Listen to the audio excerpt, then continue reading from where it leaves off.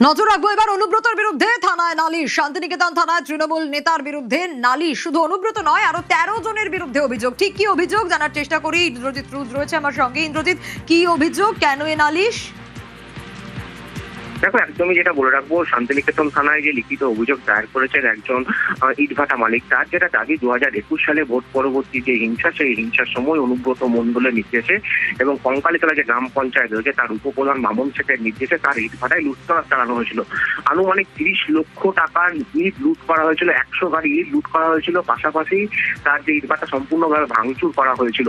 সেই সময় শান্তিনিকেতন থানায় অভিযোগ দায়ের করতে গেলেও সেই অভিযোগ নেওয়া হয়নি।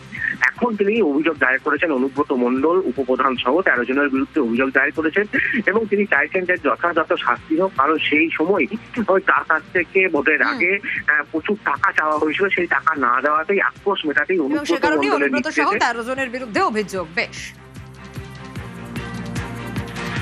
2021 সালে ভোট পরবর্তী হিংসায় আমি আক্রান্ত হই। আর আমার একটা ভাটা আছে, ওখানে আমার 35 বছর ওপর ব্যবসা করছি, কোনোদিন আমার এই ধরনের আক্রমণ হয়নি। 21 সালে ভোটের পরবর্তী আমাকে আক্রমণ করে ভাটার মধ্যেই ট্রাক্টরদের মালিকদেরকে হুমকি দেখিয়ে জোর করে সমস্ত ভাটা থেকে প্রায় 100-র ওপর ট্রাক্টর ভাটাতে ইট লুট করে। সেটা করেছিল অনুব্রত মণ্ডল, তৃণমূল পার্টির অনুব্রত মণ্ডল ছিল মেন কালপিট। পরবর্তীকালে মামুন শেখকে দিয়ে আরো অনেক ছিল, 13 জন মোটামুটি আমি আসামির নাম কালেক্ট করে দিয়েছি, এফআইআর করা হয়েছে, দেখা যাক কি করে।